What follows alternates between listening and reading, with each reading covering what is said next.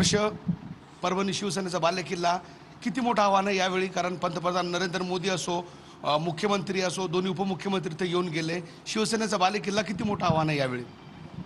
परभणी जिल्हा हा शिवसेनेचा बालेकिल्ला आहे. 1989 पासनं 2019पर्यंत हा परभणी जिल्हा सातत्याने शिवसेनेच्या पाठीशी उभा राहिला. निवडणूक निशाणी धनुष्यबाण होता. पहिली वेळ आज या ठिकाणी शिवसेना ही मशाल चिन्हावर लढते आहे. यातना निश्चित होतात, परंतु आहे त्या परिस्थितीचा सामना करणं हे आपलं कर्तव्य आहे. त्यामुळे असं म्हणता येईल, ठेविले अनंत तैसीची राहावे चित्ती असू द्यावे समाधान.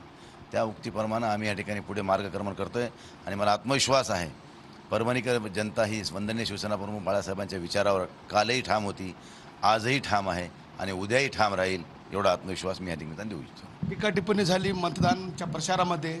आज निर्णायक दिवस आहे. किती कॉन्फिडंट आहात तुम्ही परभणीची जागा शिवसेनेसाठी अबाधित ठेवण्यासाठी? राजकारणामध्ये टिप्पणी होत असते. आरोप प्रत्यारोपाशिवाय राजकारण होऊ शकत नाही. परंतु तुम्हाला एवढं सांगतो की परभणी जिल्हा हा शिवसेनेचा बालेकिल्ला आहे आणि आज ही निवडणूक आम्ही 100% जिंकणार आहेत. त्यामध्ये कोणाही माझ्या मनात संशय नाही किंवा परभणीकरांच्या मनात संशय नाही. कारण परभणीकरांचा मी एक मुलगा आहे, कोणाचा भाऊ आहे.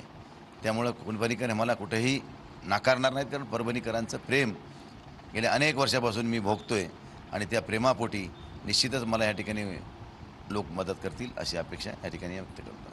कॅमेरा पर्सन तुषार ननावरेसह नजीर खान, TV9 मराठी.